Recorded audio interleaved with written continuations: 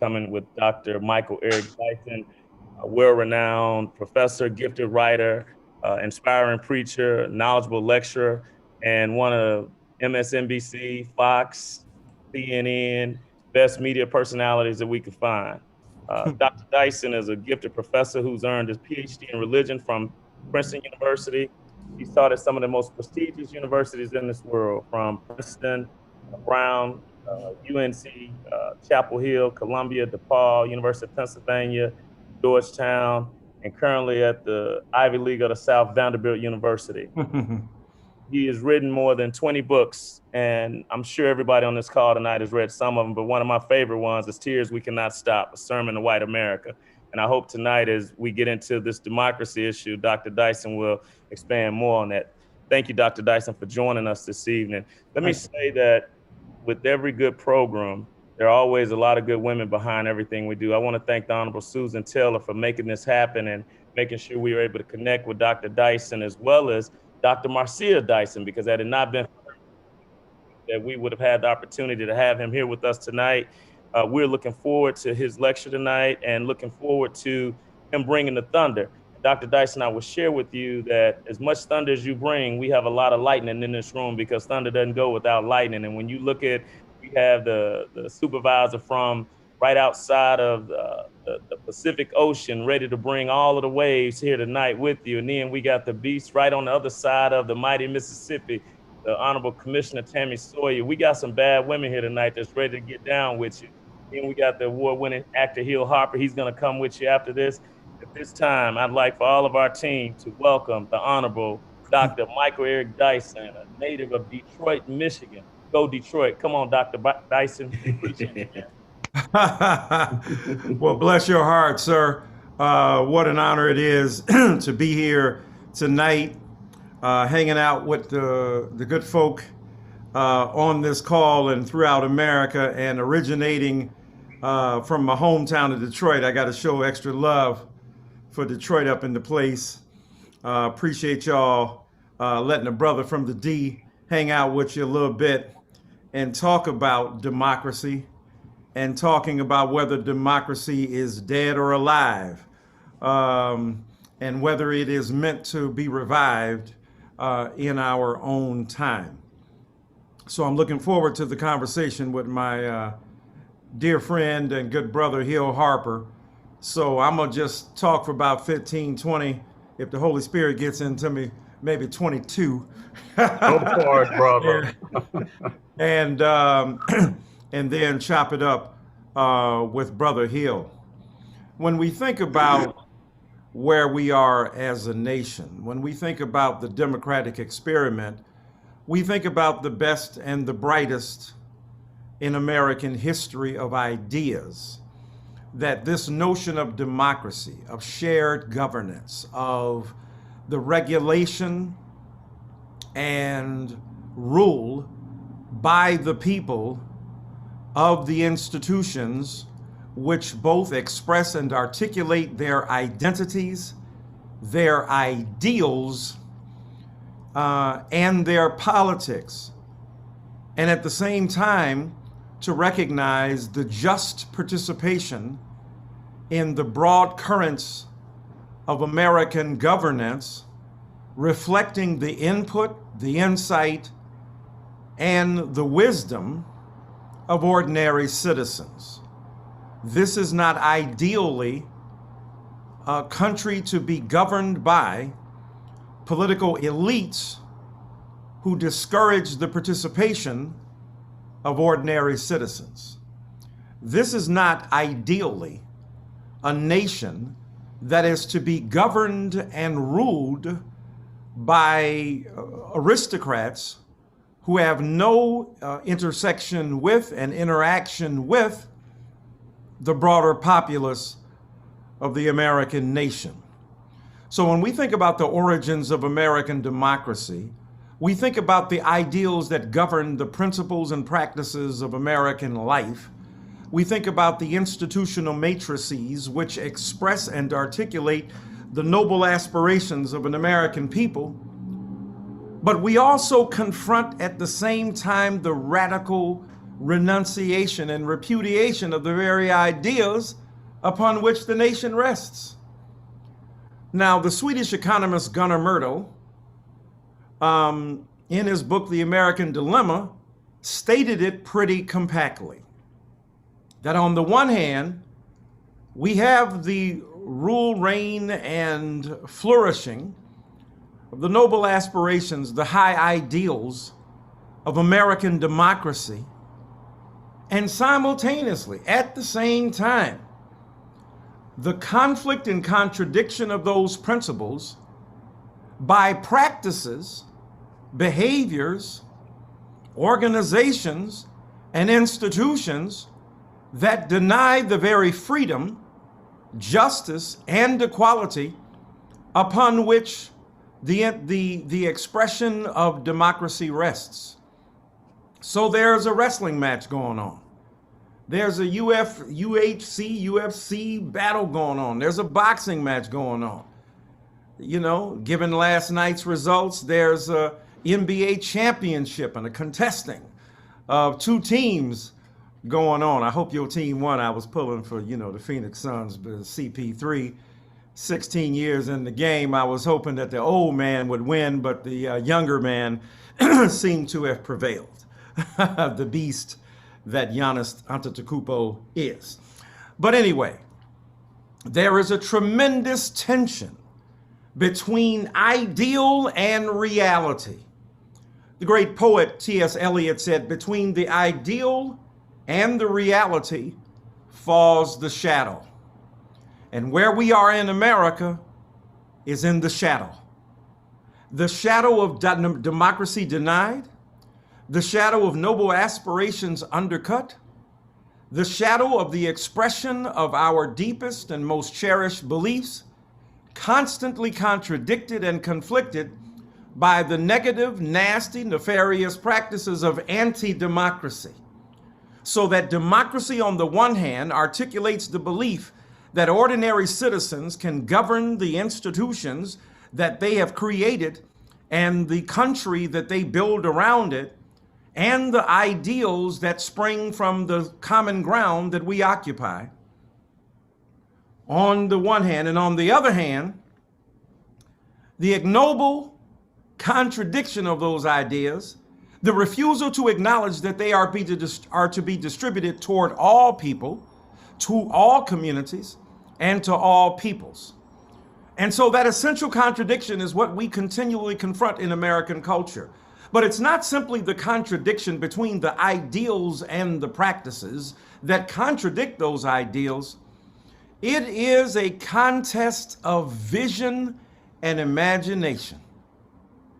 And what I mean by a contest of vision and imagination is one thing to say that's what it is over there, and another thing to say this is how we imagine it, and that imagination continues to pull us forward. Ain't no harm in that. You got the reality on the one side and you got the imagined reality on the other, the imagined possibility on the other. There ought to be a tension between is and ought. There ought to be a tension between past and present and future. There ought to be a tension between the ideal expression of a particular practice, notion, or idea and its contradiction. There are tremendous tensions.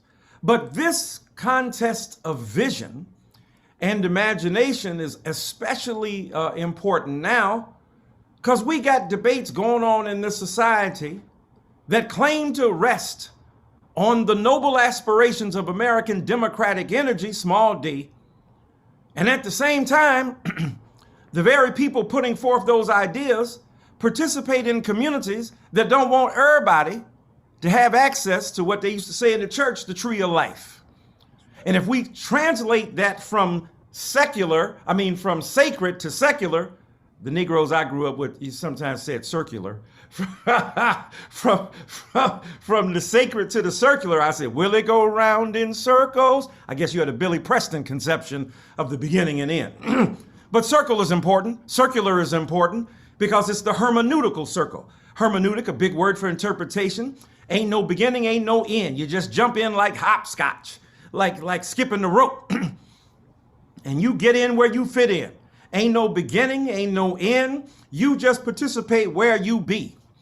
And so the thing is that going from the sacred to the secular, if we were to translate that idea of the tree of life, it is about the possibility that all human beings would be able to participate in an equitable, just fashion in the distribution of resources upon which the nation is premised. That ain't been the case from the Getty up. That ain't been the case from the start. Slavery was a reality in this country, and here is where the contest of vision and imagination goes on. Some folk would have you believe slavery was an inconvenient blip on the screen of American democratic experiment and energy. Oh, it was sad and it was tragic, but it was something that happened a long time ago. We done got all over that. Let's get past all that misery and miasma and moral mendaciousness and mendacity, and let's move forward. Well, dadgum, I'm confused. Because on the one hand, America seems to be obsessed with history. America seems to believe that history is constantly necessary to preoccupy oneself with, to occupy oneself with. So you got reenactments of the Civil War.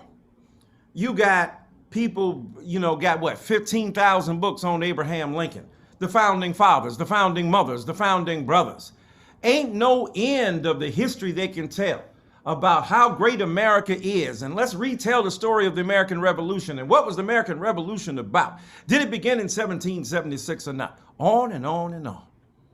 But dadgummit, when we come to history that concerns black people, hey, can't you get over it?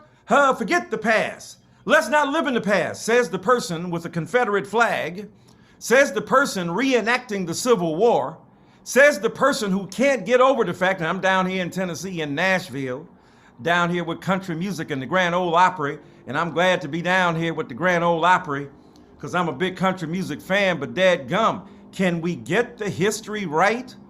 So you tell us that you want black people to stop talking about the past, but you can't stop talking about it.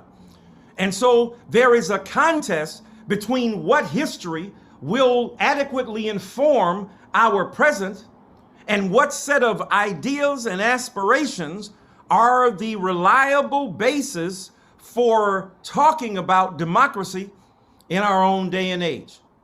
And so the history they love, they can't get enough of. The history they don't want, they be mad at. So along comes Nicole Hannah Jones and the 1619 Project, a black woman.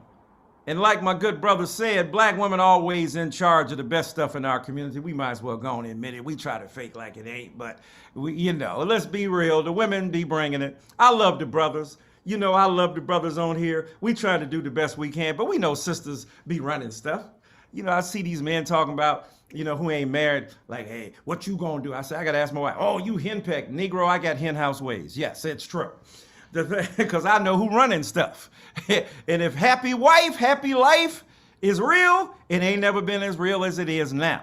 So the thing is, we know women be running stuff, and black women have been at the forefront in so many ways without recognition, without attribution, without celebration of so much that is going on. And they have lifted up black men. I wish I could say, except with the brothers on this call and many others, a lot of brothers don't even want to lift up the black women. That ain't even the topic of my conversation, but I got to chase that rabbit for a minute.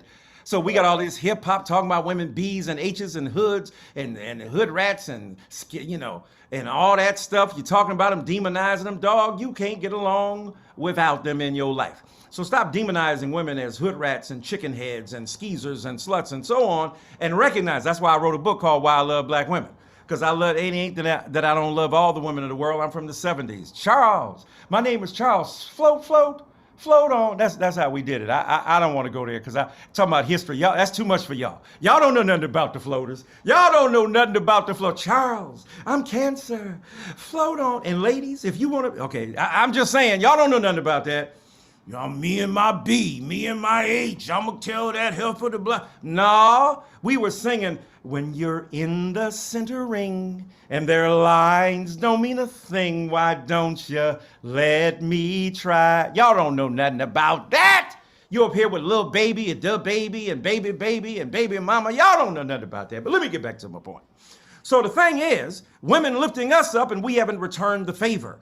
But the truth is, Nicole Hannah-Jones, a fierce investigative journalist from the New York Times, won the Peabody, the Polk Award, has been elected into the American Academy of Arts and Sciences and the Pulitzer Prize. And UNC thought she wasn't capable of having tenure when all the white folk whose names you don't never mention, who occupied that position before her, who didn't have PhDs either, because you don't need no PhD if you're teaching journalism and you've been a practicing journalist and you want a journalist to tell you what to do, ain't none of them, as far as I know, had a PhD, and most of them didn't have a PhD, and they white and they got tenure anyway. But all of a sudden, and they weren't, God bless them, but were they as accomplished as Nicole Hannah-Jones as early in her career she is? I don't think so. But they still got the tenure because they still think that white water is wetter and white bright is brighter. And so Nicole Hannah-Jones said that, wait a minute, don't tell me about 1620 when you came over on the Nina and the Pina and all them other ships. Tell you about 1619, right? Remember Ivan Van Sertima? Remember Benjamin Quarles? Remember Lerone Bennett before the Mayflower? Man, if I was preaching a sermon, before the Mayflower, before you got here on those pilgrim ships, black people were making pilgrimage here. That's why Negroes don't swim too much. And you know, I don't want to reinforce the stereotype and getting on ships and stuff. Last time we got on the ship, it didn't work out, dog. It didn't work out too well. So don't be telling us to get on no darn ship unless it's the Boblo. Okay, I'm just gonna hit you with the Detroit. I used to be a ticket taker at Boblo. Y'all don't know nothing. I'm giving you history. Y'all don't even, Netter's Shrimp Shack. Y'all don't know nothing about it. But anyway, Verner's Ginger Ale, Faygo Red Pop, Better Made potato chips. Jesus, let me calm down. So the thing is that she comes along talking about 1619 as the real metaphorical, metaphysical birth and origin of the American nation, and white folk lost their mind. And I know it's lost their mind. Lost their minds. Jiminy Cricket, what's going on? What is going on is that she made you look, as Nas said. She made you pay attention to 1619 as a way in which you began to transact the Western experiment in anti-democracy, when you began to trade in human flesh, when the North American slave trade kicked off sincerely and seriously, and black people were extracted from their resting place in Africa and brought here to America against their will and made this nation great, gave their blood and their brawn and their brains and their souls and their bodies. And so she wanted to make 1619 totemic, symbolic, the same way 1776 is, the same way 1812 is, the same way 1919 is, the same way 1968 is, the same way 2008 when Obama rolled up. She wanted to put that on the map to suggest that America study it. But no, here's the contradiction. When it's history that favors and suits a predominant ideology that reinforces the status quo, it's all good. But when it begins to challenge the hegemony, the dominance, the narrowness, the insipid marginalization of our black and brown and red and yellow bodies and female bodies and other and alternative sexed bodies, then all of a sudden it'd be a problem. Because we live in what Gore Vidal called the United States of Amnesia. And the United States of Amnesia means we addicted to forgetfulness. Barbra Streisand could sing the theme song to that. Y'all, I know some of y'all remember who Barbra is. Come on now. Some of y'all stuck on these younger singers. Britney Spears, God bless her. I'm glad you got free, girl. You know what it feels like to be us. You be making all that money. They be putting people over you to oversee what you doing. Give me my check. Give me my dough. And so Taylor Swift in the game. No, Barbra Streisand sang a song written by three people, including the Bergmans. What's two memories? Memories. Boy, Gladys Knight remade that in a cold way, did she? Like the corners of my mind, misty watercolored memories of the way we were. Yeah, but she had that line. What's too painful to remember We simply choose to forget. Jesus, if I had a church up in here, pass the hat. What's too painful to remember, we simply choose to forget. So it's too painful for America to recall that it treated black people wrongly. It's too painful to remember that enslavement was real. It's too painful to remember that the police system in America derives from the early 1700s in Virginia with the slave patrols when they were sent out to recover black people who were at night going out. What were they doing? They had the permission initially of their slave masters to visit their girlfriend or their boyfriend, to go to church, or to go hunting. Now you understand, the nighttime is the right time. Ray Charles was talking about it. I know y'all don't know who Ray Charles is, but go on and do some history. Google Ray Charles. Yes, very much now. Thank you. So Google Ray Charles. Go see Jamie Foxx kill that movie. So the thing is, the political economy of night is where black people operated. Under cover of night. And the enslaved master said, them darkies don't even act like they want to work during the day, but they get a second wind when it come nighttime. You dadgum right, homie. Because we trying to slow down work during the day. We trying to work as, yes, boss. No, I got the old Arthur. Who's Arthur? Arthritis. I don't. So they slowed down the work. They ain't stupid. They played them white folk like fools. Like, oh my, they broke the implements, the hoes, and the stuff you use to toil the soil. I hate to say it, but they broke some of the legs in the animals too, so that the animals couldn't even do what they supposed to do. That's why Negroes ain't been deep into the animal rights movement. The animals wasn't feeling us. And at the March on Washington, did you see Lassie give a speech? Lassie didn't speak. Rin Tin Tin didn't speak. Mr. Ed didn't even come. A horse is a horse, of course, of course. Mr. Ed, you didn't even show up at the March on Washington, and you knew we were homeboys, but you didn't look out for us. Big Gentle Ben didn't show up. That's why Negroes don't be involved in the animal rights movement. We should be. I'm not saying we should be, but I'm just telling you the background. So here's the point. The point is that at night, we began to reorganize the logic of our existence and bend and curve the practices of American society according to our vision. And in this culture that denied us our humanity, our intelligence, and our equitable participation, we persisted through slavery, after slavery, through Reconstruction that lasted a little while, then anti-Reconstruction, and then Jim Crow, and then the denial of opportunity, separate but equal. The Supreme Court in 1896, Plessy versus Ferguson, said separate but equal. You know separate wasn't equal. You know you didn't give us the same thing y'all had. You said you're going to have the chicken and waffles and you're going to cut them in half. You gave us the little chicken wing and you took the rest of the darn bird. You gave us a little part of the waffle and you took the rest. We couldn't even go to Roscoe's out in LA. You wasn't trying to divide equal stuff up with us. You put us in bad schools with no running water in the schoolhouse. And we still produce Thurgood Marshall. We still produce Pauli Murray. We still produce Charles Hamilton Houston, Martin Luther King Jr.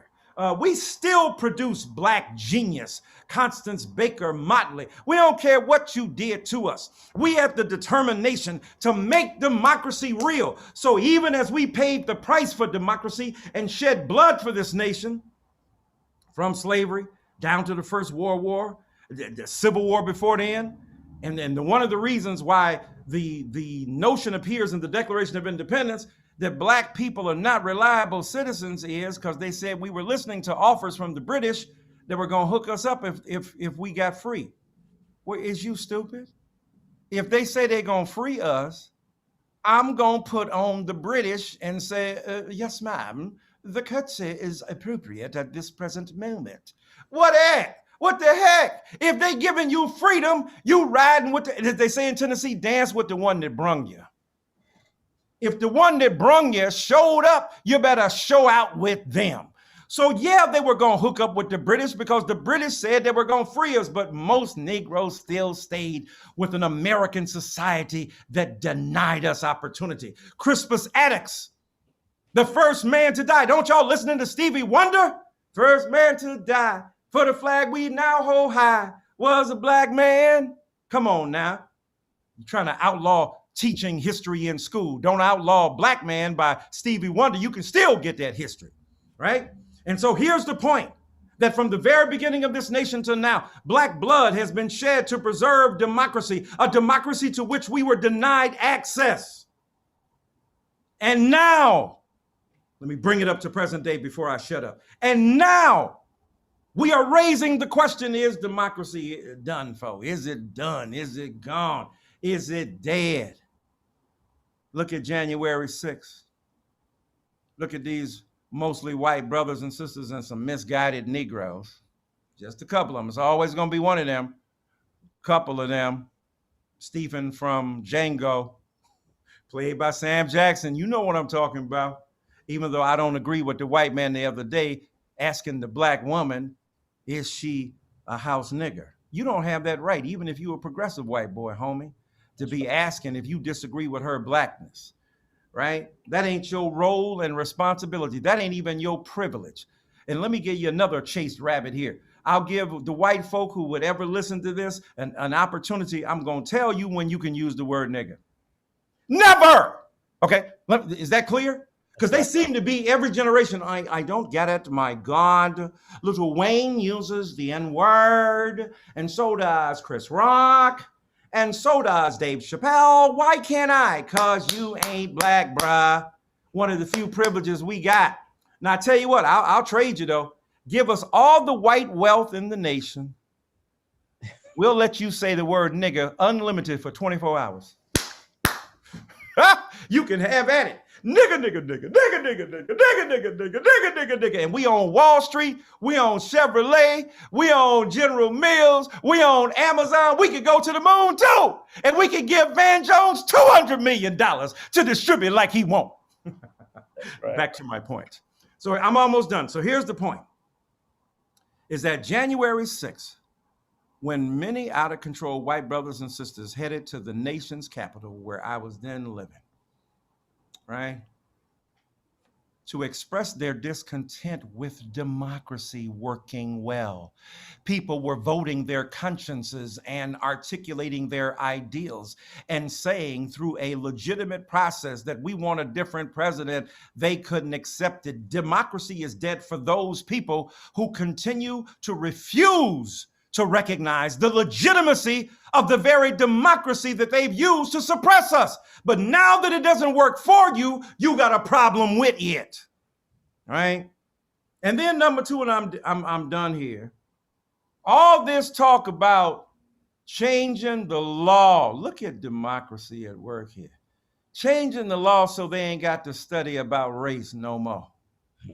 You know, like the old people say, I ain't studying you. They don't want to study us. Right?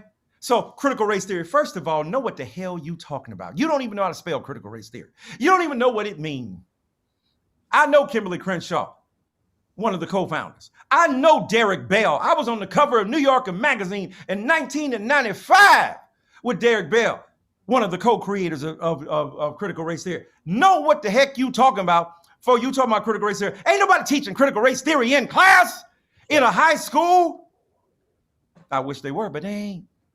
Critical race theory is a legal philosophy that talks about the law being wedded to systemic inequity, that it's not simply about individual acts of overt bigotry, it's about deeply inscribed into the very practices of the law, a propensity to dishonor Black life and Black rights, right? If that wasn't the case, how could the Supreme Court say in 1857 that Black people have no rights that white people are bound to respect? Where's objectivity there? Where's the neutrality there? So now they mad. Oh my God, 1619 is not objective. But your stuff is? What was it objective when you weren't teaching about Martin Luther King Jr. or about Malcolm X or about slavery in this nation? So now they want to pass laws to outlaw teaching history. This is the death knell of a serious conception of democracy. Now, the question is, are Black people going to do what we always do? Save the best of white folk from the worst of white folk.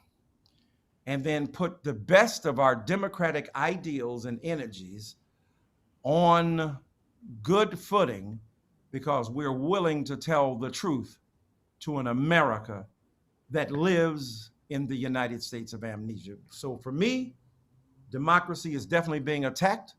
Democracy is under assault. But as Martin Luther King Jr., quoting the great historian Arnold Toynbee, said, it may be the Negro who will inject meaning into the veins of Western civilization. And I'll say, it will be Black people, along with many of our allies, who will help save this nation and make democracy a living truth. Thank you so very kindly. All right. If everybody have enjoyed round one, let's see those hands for Dr. Dyson. Dr. Dyson, thank you so much. We're getting ready to go into round two, where we're going to bring on award-winning actor Hill Harper. But before we do that, I want to just thank Rodney Harrington. When we called and asked someone to sponsor tonight, because all good programs need great sponsors, I called my dear friend Rodney Harrington, who is the chairman of Channing Capital Management in Chicago, Illinois, a $3.5 billion asset management firm that just launched a publicly traded mutual fund this past week. Let's give it up to Rodney. Rodney, thank you for sponsoring tonight. We truly appreciate you. Rodney, where Rodney at? I got to see Rodney, man. There he is. Raise your hand, Rodney. I'm here. From Memphis, Tennessee. Where Rodney at? Where Rodney at? Where? Hill Harper can't get all that money, man. Rodney, go ahead and say something. Go. Bring us some words and talk about that momentous thing, because I'm actually going to ask Dr. Dyson about money. We're gonna dig into that. Rodney just went off camera. I just saw him go off camera. There he is. Go ahead, Rodney. Say a few words. Unmute. I'm grateful to be here. Those comments were incredible. Just elated to be a part of the discussion, because a lot of people don't know there are some Blacks out here doing things that are off of Wall Street and running money and making money, not just dribbling a basketball or entertaining. And I love my NBA. I love that game last night. I appreciate them. Make that money how you can, but we can't have young Black men thinking that's the only route to financial success. So I'm trying to do that. And my mutual fund will put me out there in a light that will attract young Black men to financial literacy and to want to go on Wall Street and do what I do. So that's my passion. That's my mission in life. Right. No, beautiful. Thank you so much, sir. Absolutely. And let me say a few words about Rodney. I'll tell you, oftentimes we talk about the folks that are out in front of the camera, out there. But when you see a brother and meet a brother like Rodney, I got a chance to spend some time in Memphis, although he's not there. He's from Memphis. And, I got a chance to see Commissioner Tammy Sawyer there and speak there, who's incredible. But I'll tell you, Rodney represents the best of us. And when we talk about Channing Capital, to me, it needs to be a household word in Black households, because it's a similar conversation I had with the great Ken Chenault.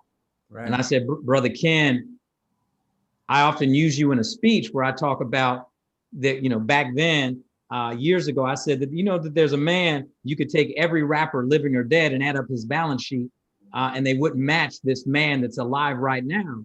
And they say, who's that? I say, who's the chairman of American Express. And most young brothers and sisters don't know or didn't know he even existed. And I said, Brother, right, we need you out there. We need you more. And he said, Hill, my board does not want me at rallies. And I said, Brother Ken, you got to understand, but we need you at rallies. Right. We need you there. And Rodney, we need to put you out in front. So it doesn't look like you are putting yourself out in front. We need to put you out in front, so people know that you're managing $3.5 billion. And then with these elected officials, hopefully you'll be managing their another 3.5 billion or 10 billion, etc. Because everyone who's on the Zoom right now, if they actually bring their accounts to you, then all of a sudden you're sitting on 10 billion, 15 billion, and we need that. We need you, and then we'll put you out in front. So thank you for what you do. Thank you so much. Thank you. So I want to dig in now. I first want to ask you, Dr. Dyson, a few questions, and I want to bring on a panel of our incredible public officials to ask you some more specific questions. But I wanted to dig deeper into a point, obviously, you were making about the contradiction of democracy in this country. And I wanted to talk, actually relate that to the contradiction of money in this country. And, you know, when we think about 1619 and we think about slave trade, 400, 500, 600, you know, the greatest wealth transfer in the history of this world took place. If you were despicable enough to have the appetite to use human people as chattel slaves, you could build wealth, and you were able to build wealth. And that's exactly what happened that built this country. And there's a direct contradiction now when we talk about, if you have wealth, you're able to create significantly more wealth. In fact, a good friend of mine just 2 days ago called me and said, Hill, I don't get this.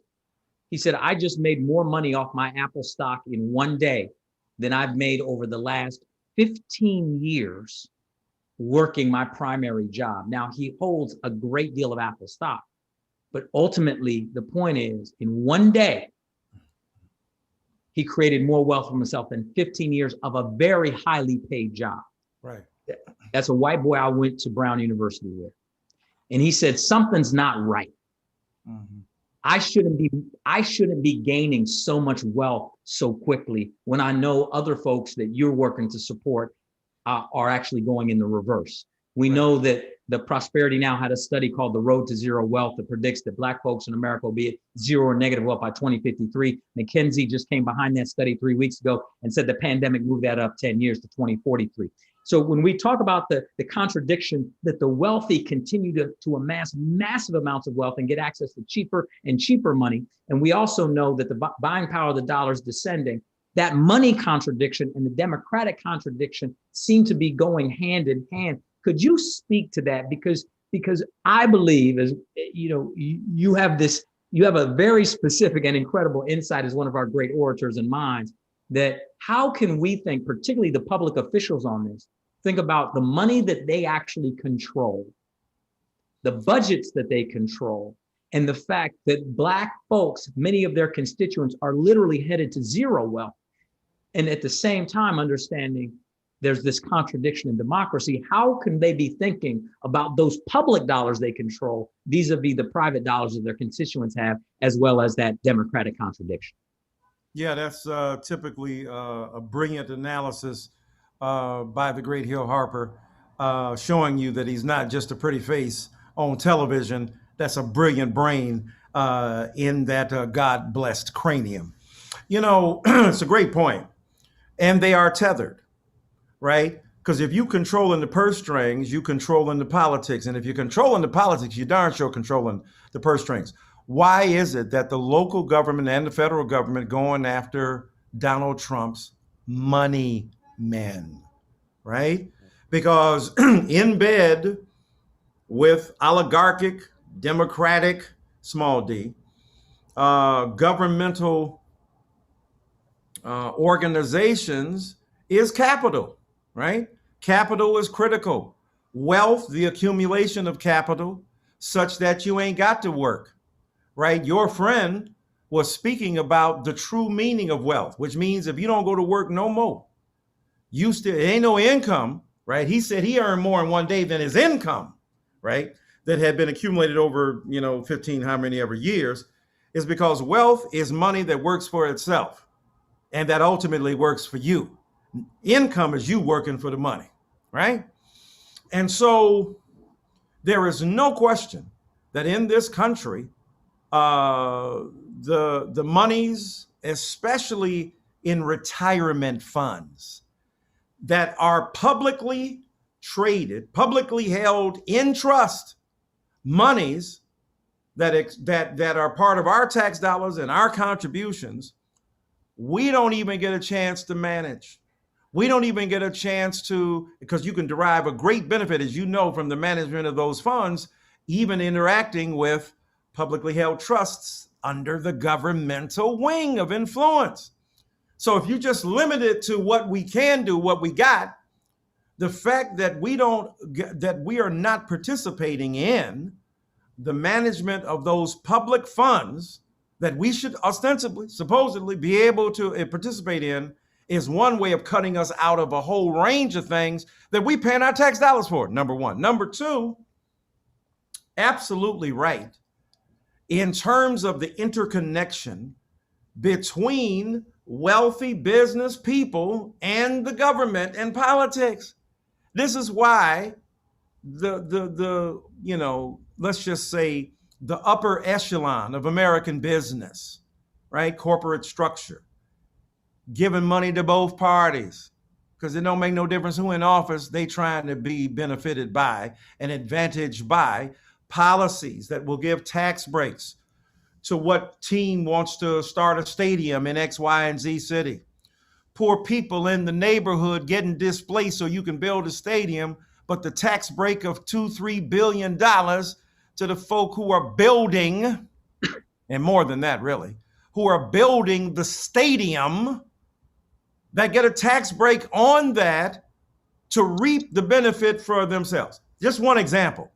So yes, politicians are seen as people who protect and preserve the economic desires, the financial wishes, and the wealth building strategies of the elite. And so there's no question that the two go hand in hand. The pharmaceutical, corporations are giving hundreds of thousands of dollars, millions of dollars to this person and that person.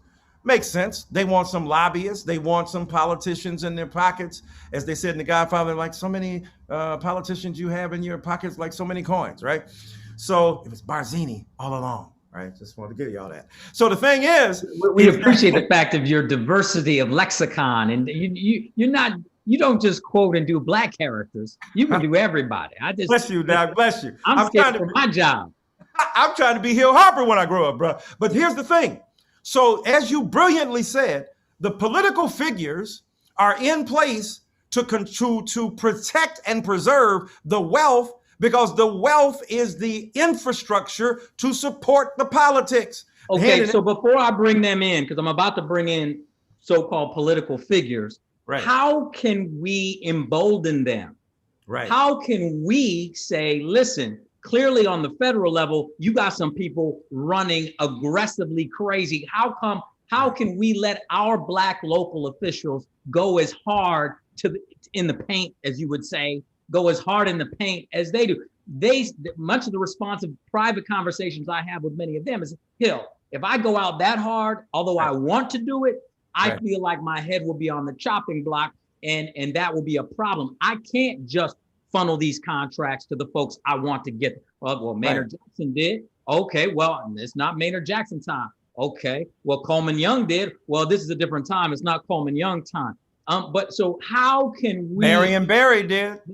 So how can we undergird our public officials, our local public officials, so that they can be more bold? What can we do? That's a great point. And you've answered it in part. It's always the right time to do the right thing. And here's the point. It's never going to be auspicious. It wasn't auspicious for Coleman Young coming out of 1967 in Detroit with the urban rebellion. And then he's elected, 5-6 years later? My God, what's going on? He said, all the thugs hit 8 Mile Road, get out the city. And he began to make a redistribution network. Now, he also hooked up with Henry Ford. So he ain't stupid. That's what we got to do. We got to understand where the, quote, white money and wealth is and forge connection, because you can't be stupid. You can't cut yourself off from them. But black people have to step up and support those who stick their necks out. If black elected officials are sticking their necks out, we got to do everything we can. A, we got to contribute to their campaigns. B, we got to have their backs when they make bold pronouncements. And C, don't get lost. Don't get mistaken for being somebody who shut their mouths.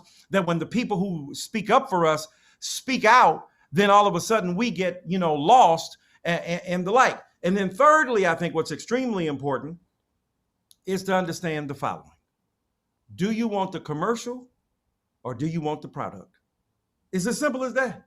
If you want the commercial, you gonna make a rap song. I got the Benz, I got the watch, I got the Maybach, I got the house. That's the commercial. Bad boys move in silence. The real money makers, the real wealthy, ain't saying a word. Mark Zuckerberg ain't posting up on Facebook, and he own it. He on Instagram. He ain't on Instagram. I got money for all these. I got hoes. He got more money than you can creatively imagine what it is. So the point is, do you want the commercial or do you want the product? Okay, so now we're talking about mindset. I want to bring in, speaking of mindset, these are great minds, and I want to hear what they have to say and questions that they have to lean into. So Commissioner Rodney Ellis, just a legend. Please unmute. Supervisor Holly Mitchell, another legend, controls more money than you can believe. I know that's right. Commissioner Van Turner, Commissioner Tammy Sawyer, all of you, please unmute. And I want to go to first. I just want to go to Supervisor Holly Mitchell first. We're celebrating, as you rightly said, the amazing Black women. So please, Supervisor Mitchell, please lean into this conversation. Please add your remarks as well as any question that you want to sort of dig deeper on with Dr. Dyson. Well, Brother Harper, thank you very much. I appreciate this opportunity. Thanks to NABCO for giving us this platform to engage in these meaty conversations that impact our lives and the people that we represent. And in that, I represent the 2nd District in the greatest county in the land, Los Angeles, home to the original Chicken and Waffles. I bring you greetings, Mr. Dyson. I represent about 4 of the restaurants right in my own district. One is a stone's throw from my house right now in Midtown. This has been a powerful conversation. And I appreciate you, Mr. Dyson, for acknowledging, because all of these people on this screen that I know, all the people I have had the pleasure of serving with the Black electeds for my 10 years in the state legislature, my brief time now on the LA County Board of Supervisors, we do lean in on the regular. And in my humble opinion, that's why voting rights are being challenged, because they're sick of us leaning in. And you're absolutely right. If our community doesn't stand with us and for us and beside us and have our back, then there will be fewer and fewer of us in positions of power and able to do so. So I agree. So, this question, is our democracy dead? When we had our first panel in June, I was really scratching my head. I said, I'm not as smart as the rest of these people. They have these really high theoretical conversations. I'm just trying to figure out how to get guaranteed basic income passed so I can help some poor sisters here in Los Angeles County. This is too much for me. But, I read in today's LA Times, Mr. Dyson, an amazing op-ed by LZ Granderson. Homeboy from Detroit. Yes, from Detroit. Yes, he is from Detroit as well. That's correct. And the opening line of the op-ed is, Democrats talk about a failed war on drugs because they lack the fortitude to speak on this uncomfortable truth. It didn't fail. He goes on to say, but where the failed war on drugs rhetoric goes from nonsensical to offensive is when Democrats speak as if the race disparity in drug-related arrests wasn't intentional. And he gives a beautiful history lesson, much like you do, about Nixon and their predecessors and how they transitioned and how it was intentional. The recordings of Nixon, calling us monkeys and out of our name, that it was intentional to disrupt our communities and incarcerate us on trumped up, most often drug charges. So it really made me think, so much of democracy has failed us, from redlining, eminent domain, the drug policies, the deep distrust our people have of government today, which is leading many of them to make decisions about not taking a certain vaccine, which is going to further compromise our ability to live and survive this virus. Right. So, I guess my question is, does it matter if democracy is dead or not? Because democracy seems to have failed us over and over and over again. No doubt. Yeah, that's a great point. Is that a picture of you behind you? I just want to know. I mean, is that you? No, brother, that's Rosa Parks. Oh, I couldn't see it. I was like, you know what? You a bad woman now. You sitting up there with your own portrait. Detroit again. Detroit again. I mean, that's Rosa Parks, who has had my back literally and figuratively throughout COVID. When I sit on the Metro board, talking about controlling billions of dollars, when I sit on the Metro board, make decisions about public transit in LA, Go ahead. they see Rosa has my back. Sir, Go that's ahead. Rosa Go ahead. Parks. And that would be Metro and Transit because she was on a bus in 1955. That part. To be That exact. part. Now, your point, but see, you've raised in that folk wisdom and intellectual brilliance the central point here. That is, while people talking about it, we've been about it, right? We've been doing the work. Now, we don't have to have a theoretical sophistication about the contradictory forces, right? And I had to come in there, look, I know I'm coming to smart people. I can't just be coming in here talking okey doke. I got to have a theoretical framework against which I pitch my understanding. Howsoever, as James Brown would say, howsoever, the bottom line is what you're talking about. Politics is about what? The distribution of crucial resources in a time of crisis. That's what politics is all about. That's right. And that means that democracy can be debated. While we're debating whether democracy is dead or has failed us or not, your job is to continue to deliver resources, to continue to be a funnel for the critical resources of a community. So we can debate about whether it's dead or not. That's like saying that Nas had an album, Hip Hop is Dead, while he's making a hip hop album, mind you, while he's making a hip hop album telling us that hip hop is dead. So we're asking the question about the death of democracy while we have a democratic expression that allows us to debate its death. So yes, is there fascism? Is there oligarchy? Is there anti-democracy? Yes. But Black people's bodies are the treasures and preserve of the ideals and aspirations of this society. So while we talking about it, we being about it. And we're being about it by making sure that we are the funnels for those resources, the reimagination of America, the discourse about policing going on, the discourse about distribution of resources in terms of welfare. All of that is generated at the behest of Black political figures like you, who on the local level continue to leverage the authority of your office for the benefit of ordinary people. So I say, heck yeah, the very evidence that, yes, they might have meant it for evil, but God meant it for good. So we saying that your crisis is an opportunity for us to reorganize the logic of democracy and say, your vision of democracy was dead from the get because you were never practicing what real democracy is.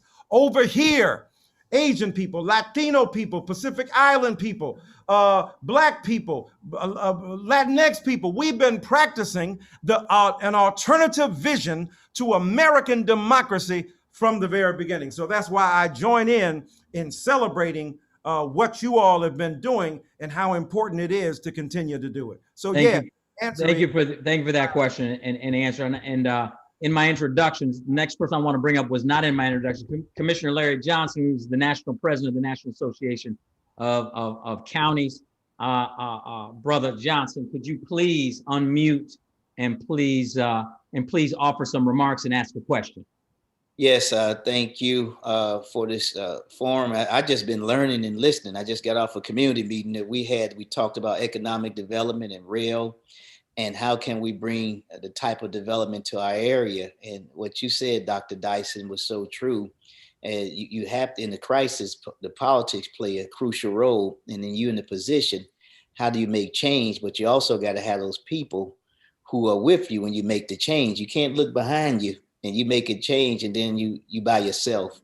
So my question would be, as we deal with this pandemic and we see what is transpiring. I had an event on Sunday. I mean, I had Air Jordans. I had some of the best outfits in the world. And these were people who I've helped who moved from extended stay hotels to a place to live. And they were just evicted illegally. But I tried to get them to take the shot and they looked at me like I was crazy. And so I only have a 35% vaccination rate in DeKalb. And my district is 93% African-American. What can you tell us as leaders on how do we get folks to buy in? Because all I saw was death all around me. When I saw people didn't want to take the shot, I knew their kids wasn't getting the shot. And in Georgia, we're getting ready to go back to school the first week in August. And under 12 can't take the shot yet, but our teachers have to go to school and teach. But what can you tell us as leaders? How can we work to get more folks to take care of themselves? Because the people who are dying, who are getting the disease, are the ones who are unvaccinated. And how do we combat a lot of the conspiracy theories that are, I mean, I'm talking about educated folks, cousins, uncles, great uncles who say, I don't care what you say, I'm not taking this shot. And we've taken it. My wife had COVID in March, and it was a horrific experience for us and our family. My daughter and I didn't get it, but she had it. But she's the bedrock for our family. But how do we get folks? What type of campaign can we lead to get folks to get this shot? Yes, sir. No, it's tough. I mean, you got to come up with inventive ways for Negroes, don't you? You got to say, first of all, act like you got a pair of Air Jordans on. Michael Jordan took the shot. He stood at the foul line and took the damn shot. He was on the 3-point line. He took the shot. Can you Negroes take the shot? That's number one. If you can't take the shot, take your damn Air Jordans off. Take all your paraphernalia off, because you faking out and you ain't no serious basketball player, and you ain't going to be in the game if you don't take the shot. Number two, y'all watching Hamilton. He said, I'm not going to miss my shot again. Y'all got to understand, y'all love Hamilton, but you don't want to take your shot. But thirdly, here's the thing too, is that Negroes were complaining, rightfully so, because Black skepticism is real. I ain't trying to downplay legitimate Black skepticism and hesitancy, right? Because of what they did in Tuskegee. But tell them this, in Tuskegee, they were trying to withhold it from you, homie. They didn't want to give you what they had. Now they're trying to give it to you, and you going, well, I don't know, because it might hurt me. Try death out. Try not breathing out. Try your grandma gone. And sometimes you got to get real with Negroes and say, do you act like this is some Popeye's chicken? Now, you know, if the new Popeye's chicken sandwich, even though it ain't as good as Chick-fil-A, but if you want to take the darn Popeye's chicken, all the stuff you putting in your body. Look at that damn cell phone you got. Oh my God, if I take the shot, they're going to put a microchip in you. Negro, you got an iPhone. They know where you are. Stop it. They're already checking you out. So my point is, we got to come down on the ground with Negroes and get real with them. I would tell you some other stuff, but I can't say it on this call. Like I be telling my students, I be cussing these fools out. Like if I catch one of my students cheating, I pull them aside. Okay, thank you, Dr. Dyson. Thank you. That's why we got to. I want to stop you right there. No, we're good. And Commissioner Johnson, real talk, please circle back with Derek. Derek and I have been working on a program around vaccine adoption and engagement with community. It's actually been very successful. It came out of an idea that Derek had because I'm on the show, The Good Doctor. It felt like there was a connection, and we've come up with a pretty robust program that has seen some success. So if you get a chance, circle back with Derek. We're having some real success with it because that is a real problem, but we just have to Dr. Dyson's point, reach out in creative and different ways. It can't be the same old way. And we found that we've had some success with that. So Commissioner Sawyer from Memphis, who I love, who last time I was in Memphis, I got the opportunity to hear her speak. The people love her. I mean, you see the adoration of the folks there. And she definitely is one of the folks, Dr. Dyson, when I talk about is willing to stick her neck out and speak truth to power, she is willing to do that and has proven that on every occasion. So to Commissioner Sawyer, please. Thank you so much, Hill. Good to see you. Hey, everyone, again.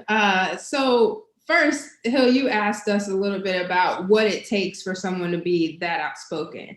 And the white powers that be aren't going to give us the money. And if Black businessmen and women recreate that model where they aren't willing to fund us because of the risk we take or the things that we speak out, you don't create a new generation of outspoken political people. You know, for example, Mr. Dyson probably doesn't remember, he still owes my campaign $100. But we'll talk about that another day. Look, I'm gonna have to give it up then. I'm gonna have to give it up. Dadgum, I usually take care of my responsibilities, dadgum. So I'm gonna have to give you 200 now. Now I'm gonna give you 200. Well, we talked about it a second time, so I think you owe me 4 if we double. Oh my God! But okay. That's I'm gonna give you 500. Hey, Commissioner Sawyer, you're like Dr. Claude Anderson. You got powernomics going on. You're like, You can take his honorarium. You keep talking. Go on, send it over to. I'll give you my banking information. But no, seriously, the point is that we've been talking. Commissioner Jones, who's on the screen, and I've had a conversation today where we're talking about we sit in a county where we are the majority of this body, 8 Democrats, 7 Black people, but we don't have the political voting bloc that we should. And a lot of that is because of the economic and influence of the business community. And so I just wanted to answer that, like as we create our own class of Black wealth, that wealth cannot recreate the political status quo if we are to achieve. One thing that I would like to hear you answer, Dr. Dyson, as I think the millennial on the call, talk to us about engaging the younger generations. Gen Z is amazingly political.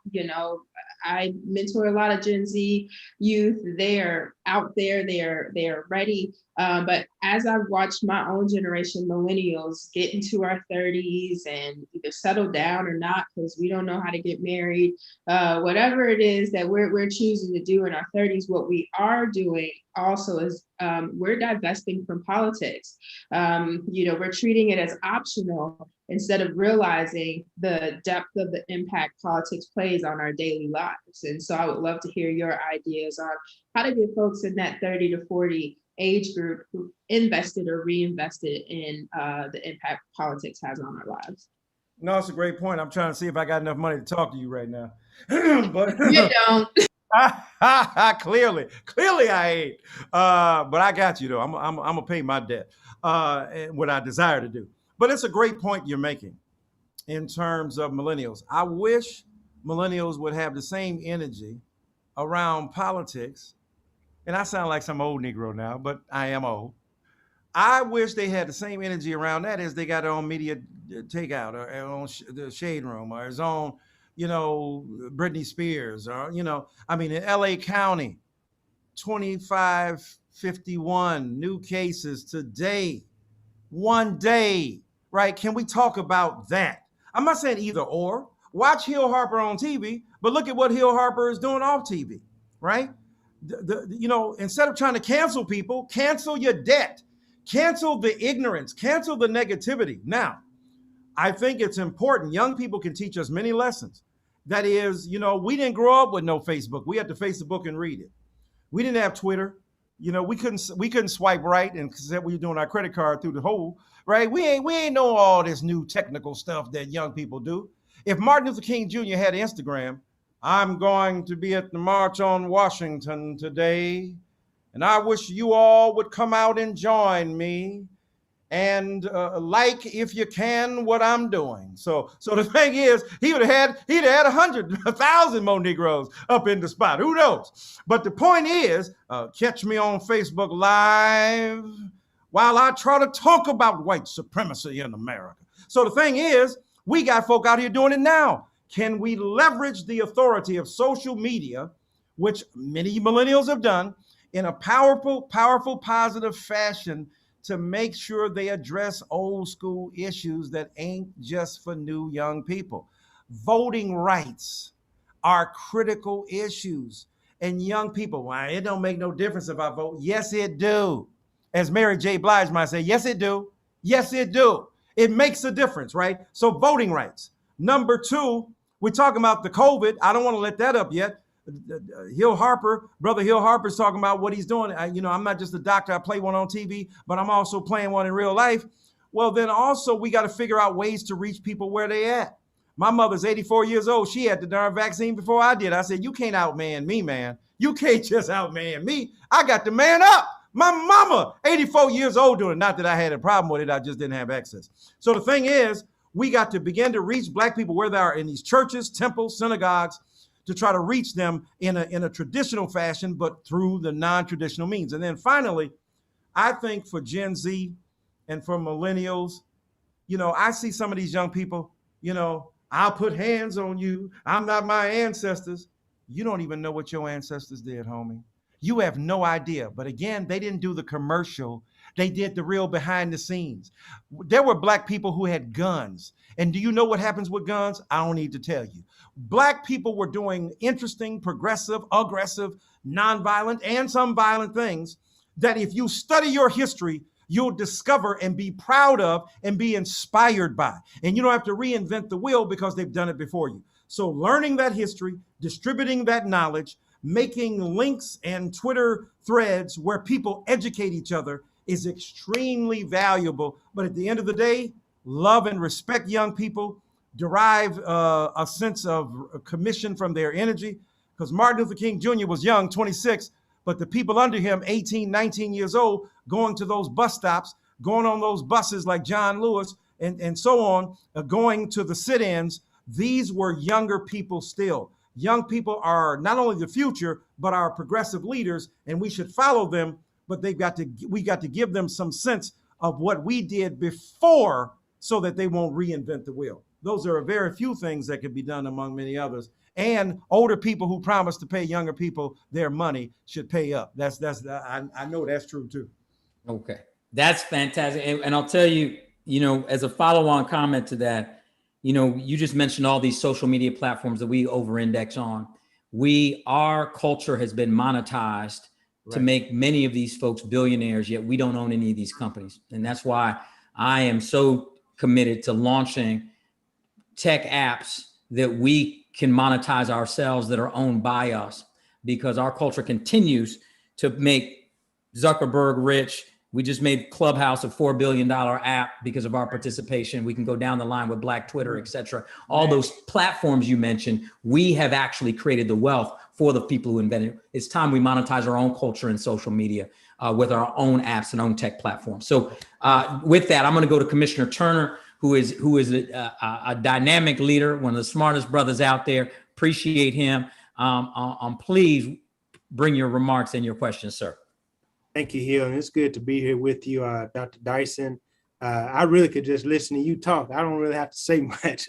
I'm enjoying hearing from you this evening. I want to bring greetings from the Shelby County Board of Commissioners to our president of NACO, Larry Johnson, the NABCO president, newly installed NABCO president, our colleague Eddie Jones, and our NOBCO president, who is here, Roy Brooks. So we have all the presidents in the house, all the powers in the house. I want to thank you, Brother Derek, for bringing us together again as well. And I want to tell Rodney that we are just now in your hometown, Rodney, at the Shelby County Board of Commissioners, looking at redoing our investment management portfolio. So you may want to listen in on Monday at 3:00 p.m. Because we are trying to diversify our investment portfolio. But to get to the question to you, Dr. Dyson, I first was going to look at, why can't there be a convening, if you will, of African-American thinkers, money managers, politicos into one space, and we come out of that with a collective national agenda. So in other words, why can't the CBC leadership with the NAACP leadership with the Kojic leadership, and Kojic is out of Memphis too. We love Detroit, but Kojic is out of Memphis too. Why can't we all come together and create sort of what I was just looking at, something along the lines of the Garvey United Negro Improvement Association, which was a collective effort that really galvanized African Americans all throughout the nation and focused us on one agenda. We seem so splintered, and we have all these great and powerful and national organizations. It just seems like the next point that we have to do is all come together and have a national agenda, a national African American bank, a national, you name it. But it just seems to me that I maybe answered the question. When you have 1921 Tulsa, when you have lynchings and murders over and over and over again, when Blacks have asserted their rights in this country, are we now in a position where we are too afraid to do it? So as we save democracy, and I heard you clearly, if there's any way that democracy is going to be saved, it's going to come through African Americans who really have lived out Dr. King's dream. I mean, we have really said, live by the word that you preach. Mm-hmm. But how do we save ourselves and save an American democracy? Where do we fit in? We'll save American democracy, but what about Black people? And is it that we don't want to save ourselves because of all of our treatment? We've had cities. We've had Mount Bayou in Mississippi. We've had Harlem in New York. We had Black Bottom in Detroit, if you will. We've had all these great and thriving Black communities that have been destroyed when we tried to come together and assert ourselves and assert our rights and be self-sufficient and independent. So are we going to ever be able to get back to that? Are we going to ever be able to save democracy, but also save ourselves? Because, and you know the history better than we do. In every instance, we've been met with violence when we tried to do so. How can we get around that going forward? That's a great point. First, I got to say, I thought you stepped out The Last Dance. I thought that was the young Michael Jordan. I was like, damn, wait a minute. Mike went back in time? They went and got young Jordan? you look, if they try to cast a movie, I'm putting you forward, bro. I'm putting you forward to play Jordan. Ain't no question about that. I don't know how tall you is, but you definitely you definitely got the look. You got the face, bro. We can put you on somebody else's body. Now, you're raising a very powerful point. Let me be very brief. On the one hand, you're absolutely right. One of the most vicious consequences of white supremacy is to convince Black people that our own people are unworthy of the kind of support and love and unification that would bespeak a community whose interests in common motivate us to behave politically, socially, economically together. Ain't no question about that. You know, they made us believe if y'all come together, you got to be better than this person. That person ain't as good as you. That actor ain't as good as you. That preacher ain't as good as you. That teacher, you better than, and so on, right? So we just cut each other up. We can't even do it in the choir. Why she got to have a solo?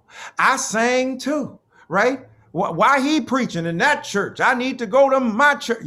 Everywhere, it's everywhere. Basketball court, the beauty parlor, the shoe shine shop, and everywhere, right? And I see it in my classes. And let me tell you how. I have a Black kid class because I'm mostly teaching white kids because, you know, that's what I do. Try to infect them. That's what I do. I'm sitting up in there, though, in my class, a lot of Black people. The Black person saying, well, you know, back in my neighborhood, bruh. I ain't talking about your neighborhood right now. I'm talking about page 72 of Du Bois. That's what I'm talking about right now, right? Now, I ain't trying to dog your history, but you mad at Joe White Boy over here. You know, Dr. Dyson, when Du Bois talked about double consciousness, I think what he was aiming for was a philosophical expert, right? You mad at them, don't be appropriating our culture, but you won't even appropriate what you think they appropriating. You won't appreciate what you think they appropriate, right? That's white supremacy. To make Black people think they ain't got to study their own culture.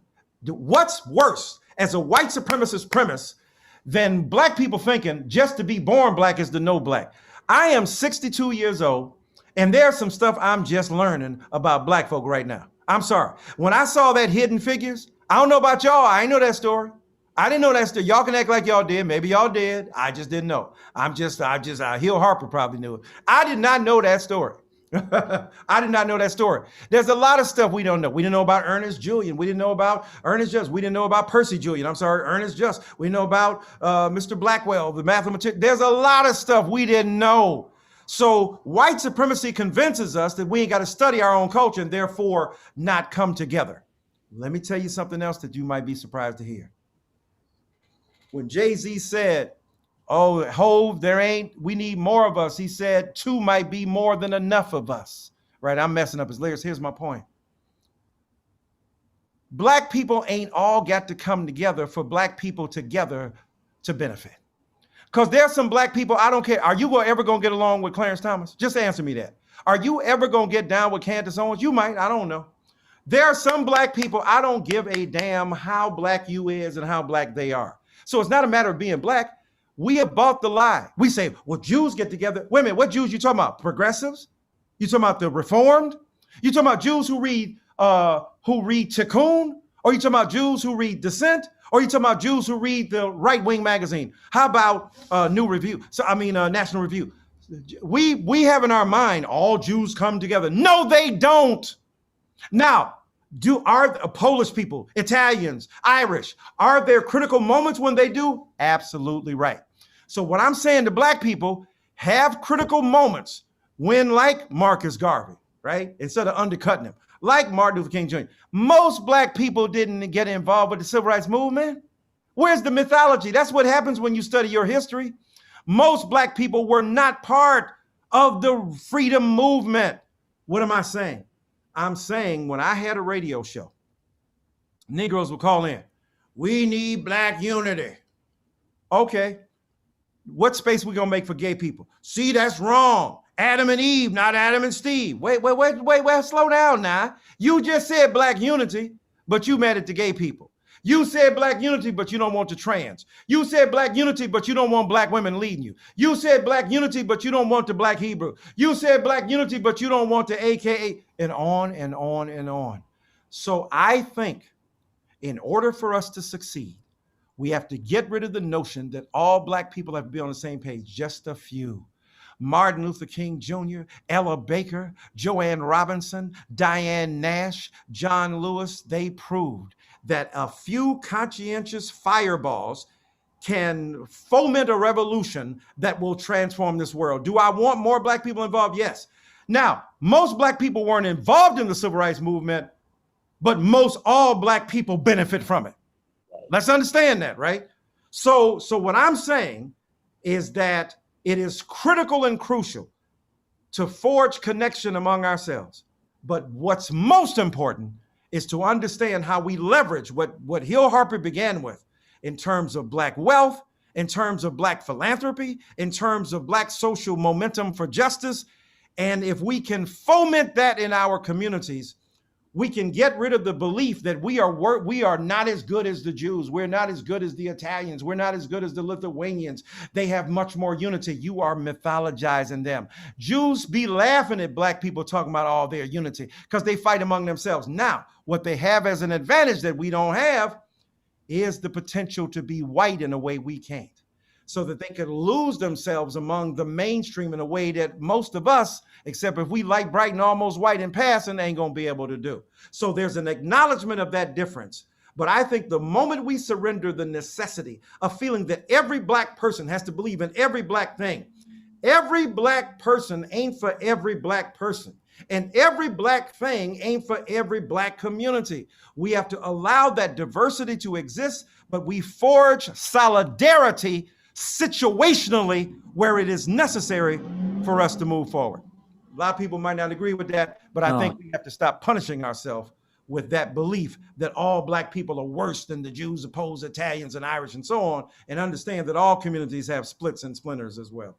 Very powerful, Dr. Dyson. Very powerful. And as we move towards the end, I want to go to the legend, Commissioner Rodney Ellis. But before I do, I want to recognize Brother Lamel McMorris, who was just able to join us. We must have talked him up. We said black wealth, and he popped up. Exactly. We talked. He was making deals and in Zooms because he's like, listen, I want to hang out with these Negroes, but I gotta make my deals first. And so his money making money for his money to make money for his money, that the money can have money for his money. That's what Lamel McMorris does. I'm just telling you. Absolutely. So he is a legend and he's fantastic. So Commissioner Ellis, I know that you have some remarks and potentially a question. I know we're driving to have the great Commissioner Jones give us some closing remarks, and I know you're going to bring him on for that. And so I just want to throw it to you, sir, to go ahead. He'll thank you first of all, and Dr. Harper, Dr. Dyson, we're so appreciative. Derek, thank you. this was really your idea to have these fireside chats. You use your Rolodex, you're using all your chits with LaMel, the other Rodney with the money, everything you have. So we appreciate you doing it. Dr. Dyson, you are even more colorful on a Zoom than you were. I guess I saw you in Houston for lunch with Drew Simmons about a month ago. But hey, thank you. I'm getting texts from people saying we needed this mental health break. Here's my quick question. Maybe give me a quick answer. I think I know what it is. Look, all these demonstrations were going on after Brother Floyd died with that foot on his neck. And, you know, all of us Black elected officials were pushing everything we could. How it lasted longer than I thought. I kept saying, dang, everything I'm putting up, they so scared to vote against it. Right. I'm in Texas. What the hell happened? All the stuff you talk about, critical race theory, they'll pass that. My former colleagues in the state legislature cooped up in a hotel in DC, you know, right, in exile. I think maybe 6 of them have COVID now. I mean, how did it just go so crazy? Was it just a reaction? Because folks were marching in the street? The Floyd tragedy lasted longer. What the hell happened? That's a great point. And I'm so glad you asked that, as Black people say. I'm so glad you had asked that. There's one white man. What's his name? Christopher. Somebody can Google it right now. The white boy who went on Tucker Carlson. He was doing some research. He found out through looking at the footnotes of reading some of the leading theorists about anti-racism, Ibram Kendi and so on. He kept seeing this reference to critical race theory. So the white man goes to invent a boogeyman. He invents the boogeyman. Somebody Google that. His name is Christopher something. I don't know his last name, white guy. And say Christopher Tucker Carlson, critical race theory. It'll pop up. Then y'all can tell us. And the thing is that he deliberately chose critical race theory as vulnerable to the kind of attack that white people could launch. He went looking for a boogeyman. Ain't nobody teaching critical race theory in school. Most people who are Black ain't even heard of critical race theory, right? And the people who are teaching history in public schools ain't never heard of that. So this white boy went and invented a problem, and as a result of inventing it, used it as a whipping boy and a poster boy and girl, because one of the inventors is Kimberly Crenshaw, another is Derek Bell, Marie Matsuda, Gary Peller, a bunch of law professors with an obscure theory they ain't none of y'all heard about before the white boy made it a bête noire and a boogeyman.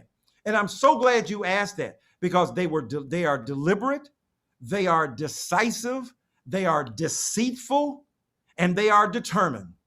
And when they being the right wing, they being the far right wing, they being the viciously bigoted far right wing, when they chose a target to figure out how to foment dissent and aggrievement among the right wing, he looked at critical race theory as being highly susceptible to misinformation, disinformation, and the ability to undercut the teaching of race and history in our schools. So if one white guy is determined to start a revolution and to hurt us, we have to forge connection and generate our own resources to combat this. Now we know that the right-wing hate machine and the right-wing disinformation machine is far more powerful, but it doesn't mean that we are somehow unable to help ourselves and not to fight back. That's why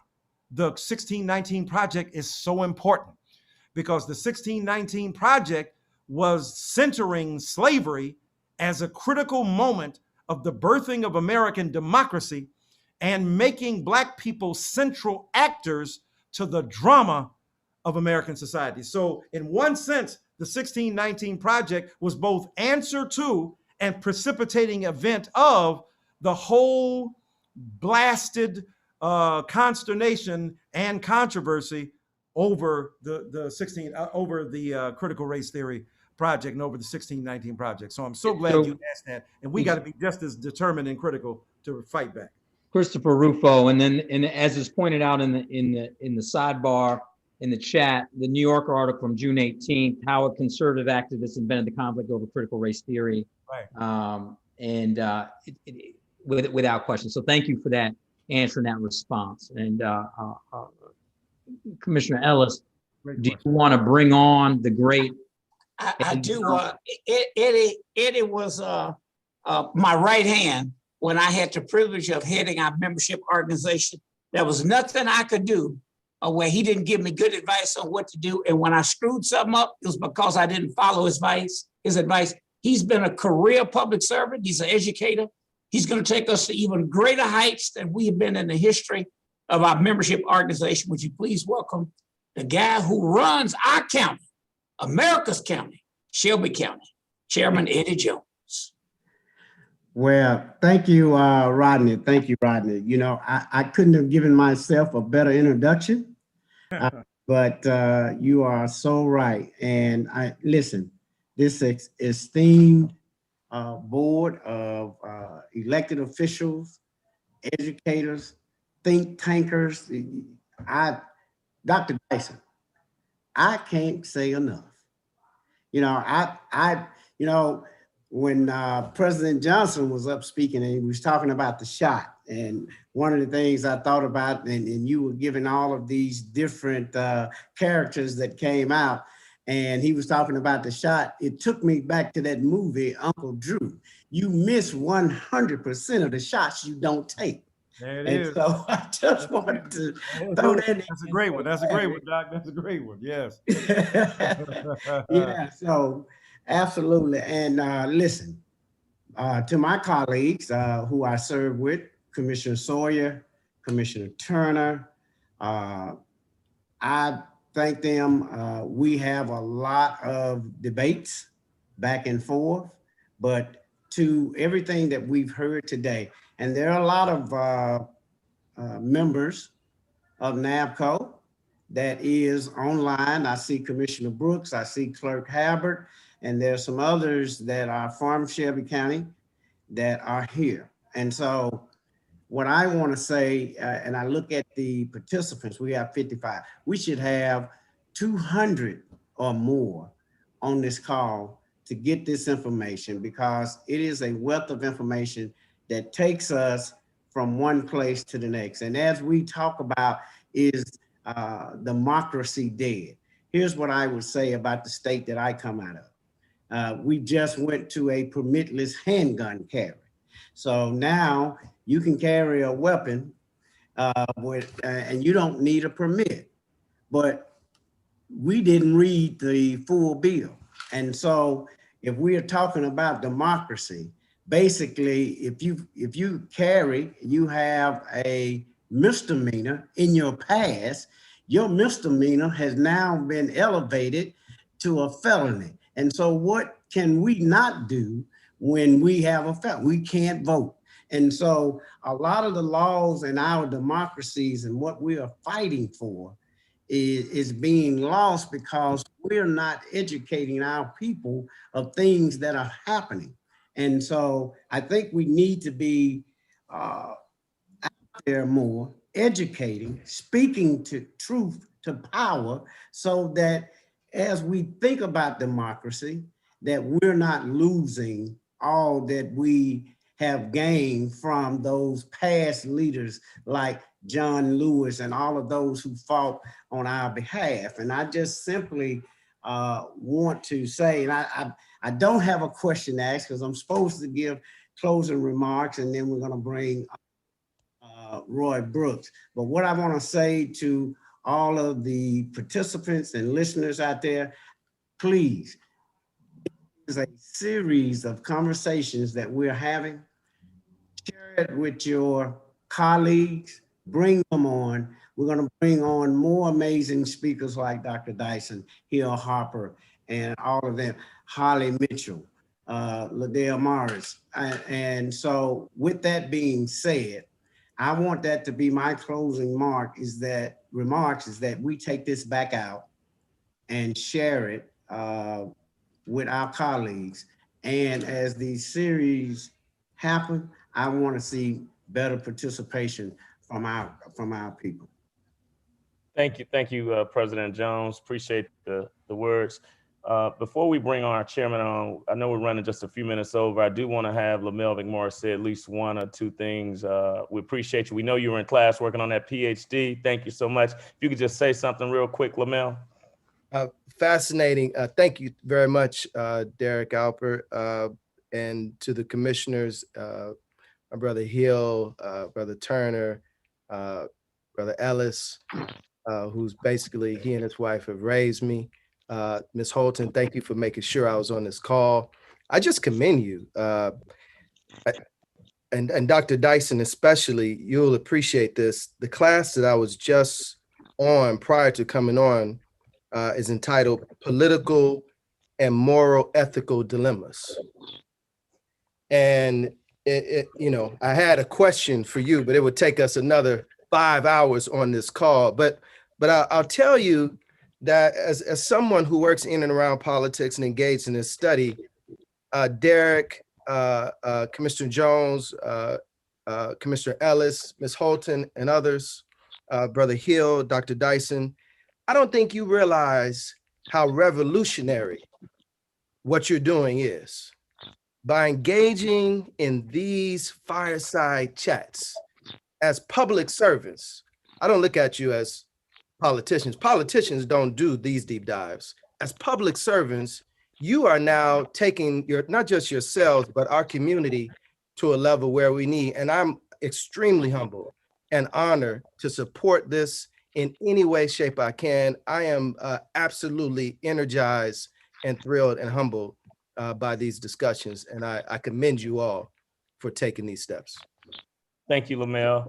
You know, one of the things, the best way to cure the democracy issues in America right now is for the local Black elected officials to create wealth in our community. We have that opportunity. I hope that you guys go back to your respective boards and make some decisions. We got our sponsor tonight who can actually be one of those billionaires that you can create just by the stroke of a pen. Hopefully we can see that happening. Dr. Dyson, thank you so much. When you mentioned Maynard Jackson, Marion Barry, and Coleman Young, there hadn't been anybody like that since then. And we've got to recreate that because those guys created millionaires and continue to do it over and over and over again. Nobody else has done what those three gentlemen have done in our lifespan. And we hope that we can create more elected officials like that to create opportunities, wealth opportunities, and generational wealth opportunities for us. Dr. Dyson, thank you. Thank your wife for everything. Now I want to bring on person who has served as the chairman of NOBCO for the last 11 years. He's been the president of the National Association of Black County Officials and the president of the National Association of Counties. My good friend, my frat brother, the Honorable Roy Charles Brooks from the great state of Texas, Tarrant County. Roy Brooks, thank you, and close us out tonight. Unmute yourself. Thank you, Derek, for putting this program together. Thank you for the very generous introduction. I want to thank everyone who has participated in this program tonight. Brother Hill Harper, you never fail to answer the call when NABCO and NOBCO need you to come lift us up. You never fail us. Dr. Michael Eric Dyson.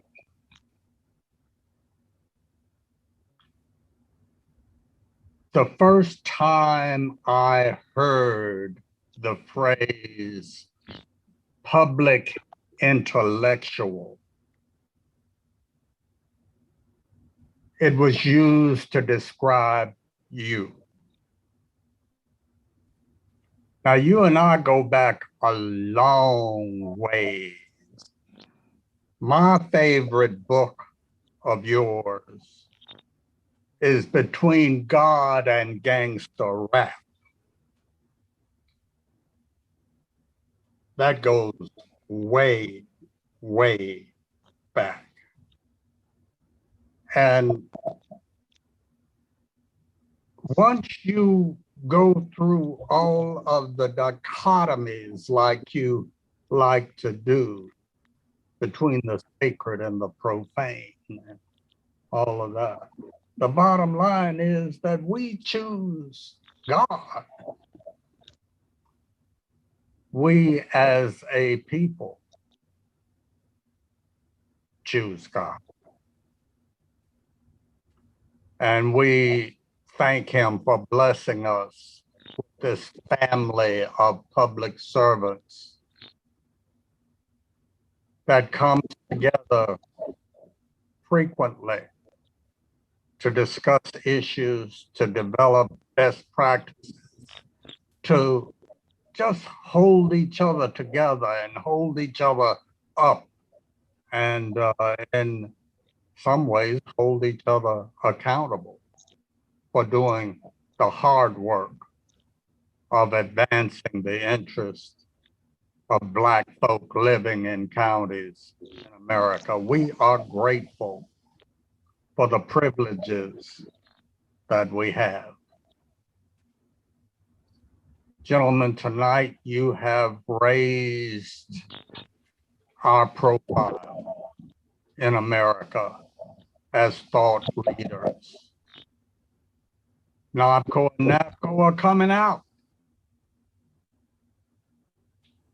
And we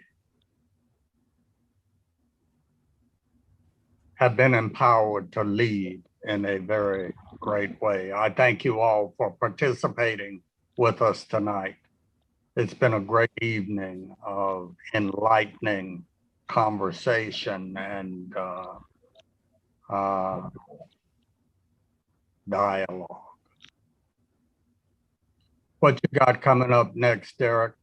Thank you, Chairman Brooks. And let me last, but certainly thank my executive director, Helen Holton, for all that you've done. Thank our interns for what they've done and the staff at NABCO. Last, our conference is going to be April 20th through the 24th in Memphis, Tennessee. And Dr. Dyson, one of the things we'd like to do with the professors that we've had, the distinguished professors we've had, Dr. Eddie Glaude, yourself, and the others that we're going to have over the next couple of months, and then we're going to bring in Kizzy Corbett and Secretary Fudge and a few others. We want to bring you all to Memphis and have this conversation live at the Civil Rights Museum and talk about democracy and how we can move forward as a people and create Black wealth and make things happen. Hill, we know you'll be there, Lamel, Rodney, and let's make it special and have this dialogue live in person in Memphis. We'll do what we have to do to make it right for you. We appreciate you. Dr. Dyson, tell your wife, thank you so much. She was just a charm and a joy. And your daughter also. You guys work with us, you know, on a shoestring budget. You came to us, you came through for us. We truly appreciate you. You're dynamic. We love you here in Detroit. We respect you. We appreciate you and we support you. Whatever we can do for you, we'll always be there for you. Thank you so much. Thank you, Chairman Brooks. Thank you, Rodney Ellis, for everything you do. Holly Mitchell, you're phenomenal. Tammy Sawyer, Chairman Jones, Van Turner, Rodney Harrington Lamel, and our president of NACO. My wife called you Mr. Jones, but I call you Southside of Chicago. Thank you, my brother. Thanks, everybody. Have a good night. Enjoy. And send this video out to all of your friends and broadcast it on social media. Have a good night. Thank you. Good night.